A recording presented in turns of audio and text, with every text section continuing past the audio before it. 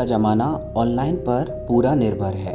अब लोगों को पार्टनर सिर्फ किस्मत से नहीं बल्कि मोबाइल फ़ोन से भी मिलते हैं। टिंडर भी एक ऐसी ही एप्लीकेशन है। एली भी इन्हीं में से एक थी। एली की टिंडर प्रोफाइल उसकी बेस्ट फ्रेंड जेसिका ने बनाई थी। एली को ऑनलाइन लोगों से मिलने का कॉन्सेप्ट बिल्कुल पसंद नहीं था, पर इंट्रोवर्ट के चलते उसके पास कोई ऑप्शन बचा ही नहीं था। ऐसे ही एक रात एली अपने ऑफिस का काम खत्म करके सोफा पर बैठकर अपना फ़ोन चला रही थी। तभी उसके टिंडर पर एक नोटिफिकेशन आया, you have matched with Thomas. Ellie ने तुरंत उस नोटिफिकेशन पे टैप किया और थॉमस की प्रोफाइल को देखने लगी। थोड़ी ही देर में एली को थॉमस की तरफ से एक मैसेज आया, हाय। थॉमस की प्रोफाइल एली को काफ़ी अट्रैक्टिव लग रही थी, जिसके चलते एली ने भी थॉमस को वापस रिप्लाई किया और ऐसे ही उनकी टेक्स्ट पर बातें करना शुरू हो गया। एली को थॉमस से बात करना बहुत पसंद आने लगा था। करीबन 1 घंटा बात करने के बाद थॉमस ने एली से पूछा, क्या तुम मेरे साथ डेट पर चलोगी? एली भी इंटरेस्टेड थी तो उसने भी हाँ कह दिया। इस पर थॉमस का एक और मैसेज आया कि क्यों ना अभी चला जाए डेट पर। एक्चुअली रात के 3 बज रहे थे तो एली ने मजाक समझकर मजाक में ही उसका रिप्लाई दे दिया। एली ने लिखा, क्यों नहीं, लेकिन जो उसके बाद हुआ वो बिल्कुल भी मजाकिया नहीं था। एली के रिप्लाई करते ही थॉमस ऑफलाइन हो गया और तभी एकदम से एली के दरवाजे पर नॉक हुआ। इतनी रात को दरवाजे पर नॉक सुनकर एली एकदम से शॉक हो गई थी। एली ने दरवाजे से झांक कर देखा तो उसे कोई नहीं दिखाई दिया। उसके दरवाज़ा खोलकर देखने पर भी वहाँ कोई नहीं था। उसी वक्त एली के फ़ोन पर एक और मैसेज आता है जिसमें थॉमस लिखता है कि तुम अपनी ब्लैक ड्रेस में काफ़ी अच्छी लग रही हो। ये पढ़कर एली के चेहरे का रंग मानो उड़ सा गया था। वो घबराहट में इधर उधर देखने लगी, लेकिन वहाँ दूर दूर तक कोई नहीं था। वो दरवाजे को ज़ोर से बंद करके अपने कमरे में वापस आ जाती है कि तभी थॉमस का फिर से मैसेज आता है कि डरो मत, मैं तो बस तुम्हारी तारीफ़ कर रहा था। एली को अब ये सब थोड़ा अजीब लगने लगा था। उसने थॉमस को मैसेज करके पूछा कि उसे उसकी ड्रेस का कलर कैसे पता चला, लेकिन थॉमस ने इस बात का कोई जवाब नहीं दिया। एली को ये सब बहुत शेडी सा लग रहा था, तो इसीलिए उसने अपने फ़ोन को स्विच ऑफ कर दिया और सोफे पर ही लेट गई। लेकिन कुछ ही सेकंड्स बाद एली के फ़ोन पर फिर से एक मैसेज आया। एली बुरी तरह सहम गई क्योंकि उसने अभी अपना फ़ोन ऑफ किया था, तो उस पर मैसेज आना तो इम्पॉसिबल था। फ़ोन चेक करने पर उसने देखा कि थॉमस ने उसे मैसेज किया था, मैंने अभी सोने की परमिशन नहीं दी है तुम्हें। एली के ये पढ़ते ही उसके घर की बेल ज़ोर ज़ोर से बजने लगी। इतना ही नहीं, उसके घर की लाइट्स फड़फड़ाने लगी।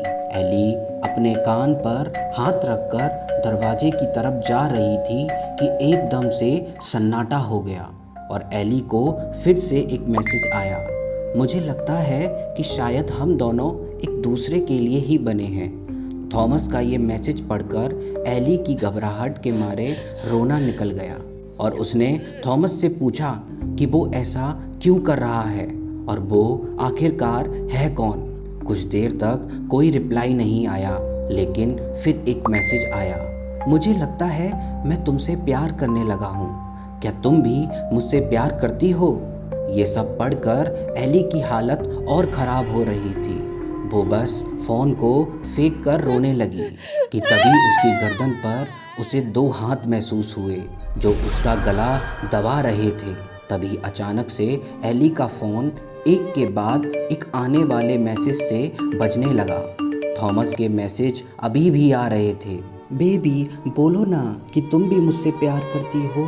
कोई काला साया अभी भी एली का गला ज़ोर से दबा रहा था और उसको सांस लेने में तकलीफ़ होने लगी थी। एली की आंखों के आगे अंधेरा छाने लगा था और बचने का शायद कोई भी और रास्ता नहीं बचा था। इसलिए एली ने अपनी घुटी हुई आवाज़ से कहा, आई लव यू टू। और फिर अचानक उसकी गर्दन से वो दोनों हाथ छूट गए। थॉमस का मैसेज आया, मुझे पता था बेबी, तुम मेरी हो और हमेशा मेरी ही रहोगी। चलो अब जल्दी से जाकर तैयार हो जाओ, हमें बाहर भी तो जाना है। थॉमस के फ़ोन पर आते मैसेज से एली की सांसें और भी तेज होने लगी थी।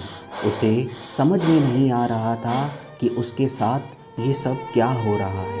एली अब इतनी डर चुकी थी कि वो थॉमस की सारी बातें मानने लगी। थॉमस की विशेष को मना करने पर शायद उसकी जान को खतरा हो सकता था। इसीलिए थॉमस के कहने पर वो तैयार होने अपने रूम में चली गई। मौका मिलते ही उसने चुपके से एक मैसेज के थ्रू अपनी फ्रेंड जेसिका को सब कुछ बता दिया। जब एली अपने कपड़े चेंज कर रही थी तो थॉमस का फिर से एक मैसेज आया। उसमें लिखा था, बेबी अपने सारे कपड़े उतारो ना। ये देखकर एली बहुत ज़्यादा डर गई। पहले वो अपनी ड्रेस उतारने लगी, लेकिन फिर उसका बहुत तेज़ रोना छूट गया और उसने परेशान होकर अपना फ़ोन ज़मीन पर फेंक दिया। उसका फ़ोन अब ज़मीन पर गिरकर टूट चुका था। एली बहुत डरी हुई सोफा पर बैठकर जेसिका का वेट करने लगी। तकरीबन 5 मिनट के बाद ही एली की डोर बेल बजी। एली दौड़कर डोर पर गई। उसे लगा कि डोर की अगली तरफ जेसिका ही होगी, लेकिन डोर खोलने पर उसे फिर से कोई भी नहीं दिखाई दिया।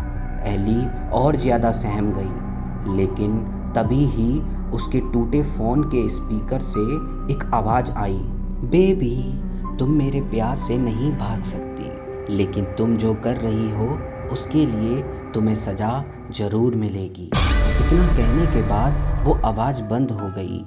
एली को बहुत डर लग रहा था कि तभी फिर एक काला साया उसकी तरफ आया और उसका गला दबाने लगा।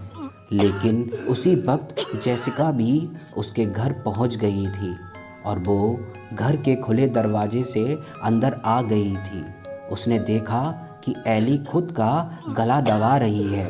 जेसिका जैसे ही उसके पास गई तो एली वहीं बेहोश हो गई। जेसिका ने उसे पानी पिलाया तो एली उसके गले लगकर रोने लगी। जेसिका के आने के बाद एली के साथ हो रही अजीब घटनाएं बंद हो गई थी। अगली सुबह एली ने पुलिस को अपने साथ हो रही घटना बताई तो पुलिस ने टिंडर चैट्स के रिकॉर्ड को चेक किया तो पुलिस को वहां एली के फ़ोन वाले थॉमस का कोई नामो निशान ही नहीं मिला। एली को हर कोई यही समझाने लगा कि शायद ये सब उसके मन का वहम था, पर सिर्फ एली ही जानती थी कि जो कुछ भी उस रात उसके साथ हुआ वो सब कुछ सच था। एली अब थेरेपी में है और ना जाने उसके मन का डर अब कब निकल पाएगा। एली ने अब अपना घर भी बदल लिया है और वो अब अपने माँ बाप के साथ ही रहती है और बस रोज़ ये प्रे करती है कि उसके फ़ोन पर थॉमस नाम फिर से कभी ना दिखे। आपको क्या लगता है, क्या थॉमस सच में था या ये सब एली की कोई मेंटल कंडीशन थी? कमेंट में बताएं। और अगर आपको हमारी स्टोरीज पसंद आ रही हैं तो हमारे चैनल द ब्रूटल टॉक्स को सब्सक्राइब ज़रूर करें और सुनते रहें ऐसी ही दिल दहलाने वाली रियल हॉरर स्टोरीज़।